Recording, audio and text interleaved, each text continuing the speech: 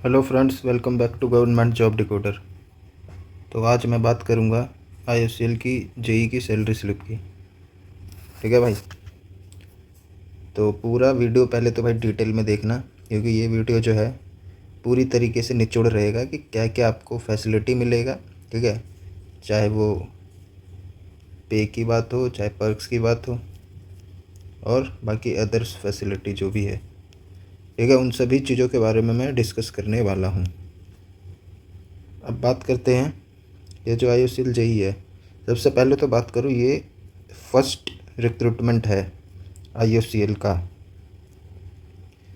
ठीक है, junior engineer या E0 ग्रेड ऑफिसर पे। ठीक है, इसके भी कई कारण हैं जो कि इंटरनली है, वो भी अगर आप चाहोगे तो मैं नेक्स्ट वीडियो में ज़रूर बताऊंगा। बट इस वीडियो से समझेंगे कि आपका जो सैलरी पैकेज है, जो कि आपको उसमें लिखा भी होगा कि 10.5 लाख या 10.6 लाख के अप्रॉक्स सीटीसी है, जो कि कॉस्ट टू कंपनी होता है। तो बट आप ये नहीं जोड़ने लगना कि 10.6 से डिवाइड 12 करूँगा और मेरा सैलरी वो हो जाएगा। सीटीसी मतलब होता है कॉस्ट टू कंपनी, उसमें कई सारी चीज़ें ऐड होती है। ठीक है भाई, तब उसको ऐड करने के बाद वो सारा जोड़ा जाता है, उसमें लिखा भी होगा इंक्लूडिंग पर्क्स। ठीक है, तो मैं आपको सीधा सिंपल कितना बनेगा आपका वो चीज़ें मैं बताता हूँ। देखो भाई, बेसिक जैसा कि लिखा हुआ है 30K ये रहेगा। आईडीए पैटर्न यानी इंडस्ट्रियल डियरनेस अलाउंसेस, जो कि अभी प्रेजेंट में 49 है, तो उसके हिसाब से इतना अमाउंट बनेगा। एंड कैफेटेरिया जो कि 35% है, आई थिंक वो जो है इसके हिसाब से कितना बनेगा 10,500। अब इसको हम ऐड करेंगे तो करीबन इतना अमाउंट बनेगा। और मैं ये जो 5,000 है ना अप्रॉक्स प्रोविडेंट फंड और अदर जो चीज़ें हैं उसको डिडक्ट करने के बाद लिखा हूँ। ठीक है, जो कि 53,400 बना। और ये जो कन्वेंस मेंटेनेंस है ना, ये आपका ट्रांसपोर्ट अलाउंसेस मान के चलो, जो पेट्रोल के लिए दिया जाता है। उसके लिए पहले सबसे पहले वो आपको बाइक वगैरह परचेज़ करना पड़ेगा, मतलब आपका एक अपने नाम पे बाइक रहना चाहिए। ठीक है, तो तभी ये चीज़ मिलता है। ओके भाई, अब बात करते हैं। तो ये जो मैं चीज़ें आपको बता रहा हूँ ना, ये एकदम मैं मिनिमम कैलकुलेट करके चल रहा हूँ, क्योंकि जो अभी मिलता है, जैसे अभी क्या है कि JEA पे रिक्रूटमेंट करता था ये जूनियर इंजीनियरिंग असिस्टेंट करके, जिसका बेसिक 25K रहता है। ओके, और इसमें क्या है, अदर चीज़ें आपका OT बनता है, ओवर टाइम अलाउंसेस जो आपका बनता है ना, एक्स्ट्रा जो वर्क करते हैं आप, तो ये चीज़ें ना काफ़ी बढ़ जाता है। ये मान लो जिसका मतलब काफ़ी है ये भाई, इसको अनगिनत मान के चलो। तो ये जब आप जेई कैडर में भर्ती होंगे, जो अब हो रहा है 30K बेसिक पे है, उसमें क्या होगा, ये OT बंद हो जाएगा। ठीक है, OT का प्रचलन ख़त्म। ठीक है, तो वो सब चीज़ें बाद में डिस्कस करेंगे। मैं फिर से टॉपिक पे लौटता हूँ, जो कि आपका सैलरी स्लिप से रिलेटेड है। ठीक है, तो ये हो गया आपका इतना 53,400। बट ये अभी फ़िलहाल मिलता है। ठीक है, जो ये कैडर है JEA वाला कैडर, इसके अंदर कितना 3200।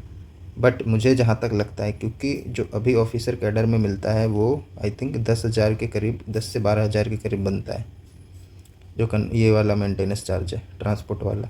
तो मिनिमम कहीं ना कहीं 6,000 तो ज़रूर मिलेगा, वो आपका कट पिटा के इतना सैलरी आएगा। ये लेकिन क्या आपको लग रहा है मतलब एनुअली मेरा इतना ही बनेगा? नहीं भाई, और भी चीज़ें मिलती है, वो मैं आपको बताता हूँ। अब ये आ गया आपका पर्क्स। ठीक है, इसमें सबसे पहले स्पेक्टिकल्स, जो चश्मा बनवाते हैं ना, उसका बिल क्लेम करो, ये 20,000 रुपये हर साल मिलता है। फिर कंप्यूटर मेंटेनेंस का अभी प्रेजेंट में, ये मैं JEA जो अभी प्रेजेंट में मिल रहा है उनके लिए बता रहा हूँ। अभी जो नया रिक्रूटमेंट आया है जेई का, उसमें ये ध्यान रखना, ये जो चीज़ें हैं ना, ये प्लस ही होगा, माइनस नहीं होगा, बढ़ेगा, ज़रूर बढ़ेगा। तो इतना अभी मिलता है। फिर इलेक्ट्रॉनिक्स ऑफिशियल ऐड करके कुछ अलग चीज़ें दिया जाता है, जो कि 6,000 पर ईयर होता है। ठीक है, मोबाइल का अभी प्रेजेंट में 13,000 रुपये मिलता है हर 2 साल में। ठीक है भाई, ये चीज़ें हैं। इन तीनों चीज़ों को जोड़ देंगे ना, तो पर ईयर में आपका बैठेगा 2,500 से 3,000 के बीच में। ठीक है, फिर आपका आता है PRP, परफॉर्मेंस रेटिंग। ठीक है, पे कुछ है अलाउंसेस दिया जाता है कि कंपनी को जितना प्रॉफिट होता है ना उसके हिसाब से मिलता है। ओके भाई, तो आप जैसे कि ये 60K जो मैं बता रहा हूँ ना, ये मिनिमम बता रहा हूँ कि इतना तो कितना भी वर्स्ट सिनेरियो में, ठीक है, वर्स्ट केसेस का बता रहा हूँ, इतना तो मिल ही जाएगा हर साल। बाकी ये 1 लाख क्रॉस भी आराम से कर जाता है। ठीक है दोस्त, तो इसका 60K से ही हम मानेंगे तो 5,000 पर मंथ और आप ऐड कर सकते हैं सैलरी में। तो इन हैंड जो मिनिमम आपका बनने वाला है सैलरी पर मंथ के हिसाब से 61,000 कुछ करीब, मतलब 60K तो मिनिमम बनेगा ही बनेगा किसी भी हालत में। ठीक है, अगर मैं और बात करूँ, जैसे एचआरए मिलता है बट जैसे आपने क्वार्टर वगैरह नहीं लिया, ठीक है, उस केस में बता रहा हूँ मैं, एक्स क्लासिटी में 9,000, क्योंकि 30 और 30-20-10 का पैटर्न चल रहा है ना, अभी बेसिक का बनता है। अब इसमें ऐड कर सकते हो आप, तो उसके हिसाब से आप कैलकुलेट कर सकते हो, बट मैं इसको कंसीडर नहीं कर रहा हूँ, मैं मान के चल रहा हूँ सिर्फ आपका जो एक्चुअल अमाउंट है, क्योंकि आप एचआरए भी ले रहे हो तो कहीं ना कहीं रहोगे, फिर वो भी खर्चा ही होगा। ठीक है, बात बराबर है, ये इससे कोई लेना देना है नहीं। तो ये मान के चलो 60K इन हैंड तो ज़रूर आएगा किसी भी हालत में। ठीक है भाई, और इससे ज़्यादा भी होगा, इससे तो ज़्यादा ही होगा, क्योंकि काफ़ी चीज़ें मिलती है, वो जो कि फ़र्नीचर वगैरह है उन सब के लिए पर 2 ईयर में, ठीक है, वो सब बिल वगैरह क्लेम करो तो सब काफ़ी चीज़ें हो जाती है। अब मैं बात करता हूँ मेडिकल फैसिलिटी की, जो कि मुझे लगता है IOCL का वन ऑफ द बेस्ट है। ठीक है, ये मानो चाहे ना मानो, इसके लिए तो कोई डाउट नहीं है। ठीक है भाई, कोई डाउट नहीं रहना चाहिए। मतलब मेडिकल फैसिलिटी आपको लग रहा होगा अरे क्या बता रहा है ये तो हर जगह मिलता है ना भाई, हर जगह का फंडा अलग है। मैं सेंट्रल गवर्नमेंट की बात करूँ, CGHS का होता है, और जो सेंट्रल गवर्नमेंट में काम कर रहे हैं आप उनसे पूछ सकते हैं, ठीक है, कि क्या इसका सीन है। काफ़ी रिस्ट्रिक्शन है इसमें। ठीक है भाई, एक तो कैशलेस ट्रीटमेंट नहीं है, ऊपर से आप इसके नॉमिनेटेड भी हॉस्पिटल ज़्यादा नहीं है बट ज़्यादा नहीं है। अच्छे अच्छे हॉस्पिटल इस कवर नहीं करता, CGHS कवर भी करता है, उसमें भी आपको 100% रिम्बर्समेंट कभी नहीं मिलेगा। ठीक है, बट इसके केस में अलग है भाई। इंडिया के जितने बेस्ट हॉस्पिटल हो सकते हैं ना, जितने भी बेस्ट, सब नॉमिनेटेड है। ठीक है, कहीं पे भी इलाज करवाओ, मदर फादर जो भी आपके डिपेंडेंट है, फुल कैश एडमिट अगर हो गए तब तो आपका फुल कैशलेस ट्रीटमेंट चलेगा।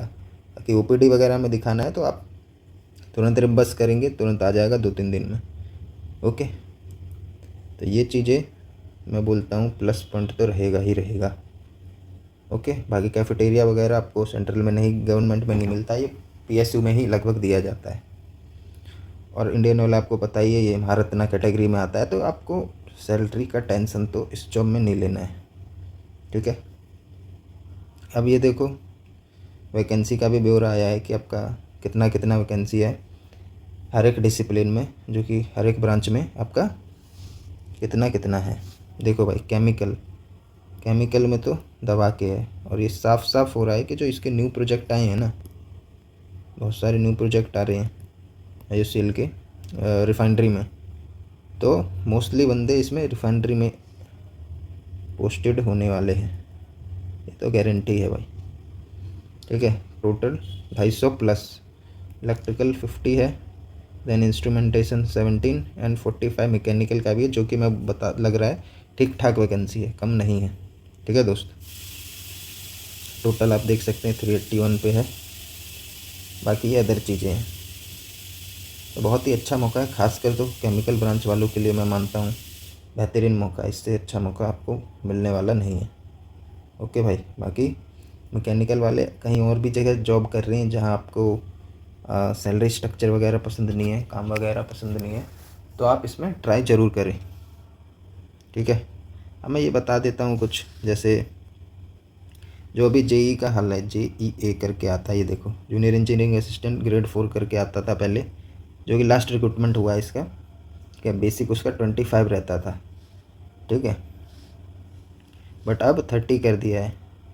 तो अभी सोच रहे हो यार ये तो जो पहले से होंगे उनको घाटा हो गया, जो बंदे होंगे डिप्लोमा से ही है, सेम क्वालिफिकेशन है। इवन इसमें +1 ईयर का एक्सपीरियंस भी मांगता है, अप्रेंटिस हो चाहे कहीं और आप इसी रिलेटेड फील्ड में काम कर रहे हो तो ओवर क्वालिफिकेशन हो गया तब भी बेसिक कम है ना भाई। वो तो ठीक है, मेन चक्कर आता है यहाँ पे, ये जो है ना आपका OT वाला सीन, ये बंदे को 1 लाख भी पार करवाता है आराम से। सच बता रहा हूँ, ये चीज़ मैं खासकर तो मैं ये चीज़ बोलूँगा जो ये केमिकल ब्रांच के लिए है, जो कि ऑपरेटर की तरह वर्क होता है इनका प्रोडक्शन से रिलेटेड। ठीक है, तो ये चीज़ हो गया। मेनली जो है ओवर टाइम को ख़त्म करना था, बट उससे आपको कुछ लेना देना नहीं है। आपको सैलरी वैसे भी ठीक ठाक मिल रहा है। जो सेंट्रल गवर्नमेंट का लेवल 6 होता है ना भाई, 35,400 के करीब बेसिक, तो उससे भी रिलेट करके देखेंगे ना, तब भी इसका 30K बेसिक का जो है ना वो इसको एक्सीड कर जाएगा। क्यों करेगा? क्योंकि भाई इसमें कैफेटेरिया दे रहा है आपको 35% का, समझ गए। ऊपर से फैसिलिटी जो है सेंट्रल गवर्नमेंट से ज़्यादा PSU में रहता है, और IOCL में तो खासकर बहुत अच्छी फैसिलिटी है। अब बात करते हैं डिवीज़न। देखो भाई, पहले का क्या होता था कि लोकल लेवल पर रिक्रूटमेंट आता था, डिप्लोमा वालों के लिए बता रहा हूँ खासकर, रिफाइनरी वाइज आता था, देन पाइपलाइन, ठीक है, ऐसे आता था आपका। रिफाइनरी में भी क्या आता था कि मतलब आप चूज़ कर सकते थे, हाँ भाई मेरे को इसी रिफाइनरी से फॉर्म भरना, आप यहीं पे हमेशा के लिए पोस्टेड हो जाएंगे। सपोज़ करो मैं पानीपत से भरा, ठीक है, अब वहाँ पे 2-3 सीटें तो कम ही रहती थी, खासकर मैकेनिकल वाले के लिए मैं बोल रहा हूँ। तो इसमें आपका जो भी सिलेक्शन होता था, आप वहाँ पे परमानेंट के लिए पोस्टेड हो जाते थे, वहीं पे आजीवन काम करना है। बट जो अभी है, अभी इसमें ऐसा कुछ नहीं बताया है कि हम आपको कौन से रिफाइनरी में डालेंगे। इवन पाइपलाइन को भी इसमें ऐड कर रखा है। ये जो है ना, ये तो रिफाइनरी का हो गया, बट इधर क्या है कि इसमें जो रिक्रूटमेंट आया है इसमें रिफाइनरी, पाइपलाइन, मार्केटिंग सब ऐड है। ये आपको क्लियर नहीं किया है कि आपको रिफाइनरी दिया जाएगा, पाइपलाइन दिया जाएगा या मार्केटिंग दिया जाएगा। ये मुझे लगता है जब ज्वाइनिंग का टाइम आएगा उस टाइम पे आपको बताया जा सकता है कि आपको किधर मिला है, कहाँ मिला है। ठीक है भाई, जैसे अभी गेट के थ्रू पहले होता था इनका रिक्रूटमेंट ऑफिसर कैडर वालों का, ग्रेड ए ऑफिसर वालों का 50 के बेसिक जिनका है, उनका क्या होता था, आफ्टर ज्वाइनिंग सिलेक्शन के बाद उनका ट्रेनिंग वगैरह होता था, उसके बाद वहाँ से वो लोगों को डिवाइड कर देते थे रिफाइनरी के लिए, मार्केटिंग के लिए, पाइपलाइन के लिए, समझे। तो वो चीज़ है। बट अभी के केस में आपको पोस्टिंग का गारंटी नहीं पता चलेगा कि आपको किधर कहाँ पे देने वाला है, समझे। अच्छी जगह भी हो सकता है, दूर भी हो सकता है, बट अभी आपको क्या है, मेन प्रायोरिटी जॉब लेना है ना भाई। जॉब सिक्योर करो, इसको एंजॉय करो, देखो कैसा लग रहा है, ठीक है, और हार्ड प्रिपरेशन करो ताकि आपका ये एग्ज़ाम आसानी से निकल सके। ठीक है, मुझे जहाँ तक लगता है मैंने सब कुछ कवर कर दिया है, चाहे वो मैं बेसिक की बात करूँ, IDA, cafeteria, transport allowances, perks हो गया, PRP हो गया, मोबाइल हैंडसेट के बारे में भी बता दिया, ठीक है, कितना सैलरी रहने वाला है वो भी बता दिया।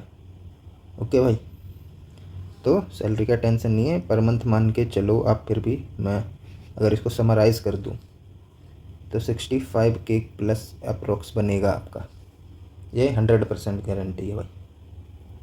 ठीक है, सो थैंक यू देखने के लिए। जो यहाँ लास्ट तक वीडियो देखें, मुझे लगता है उनका डाउट तो पक्का क्लियर हुआ होगा। बाकी मिलते हैं नेक्स्ट वीडियो में किसी अदर टॉपिक के साथ।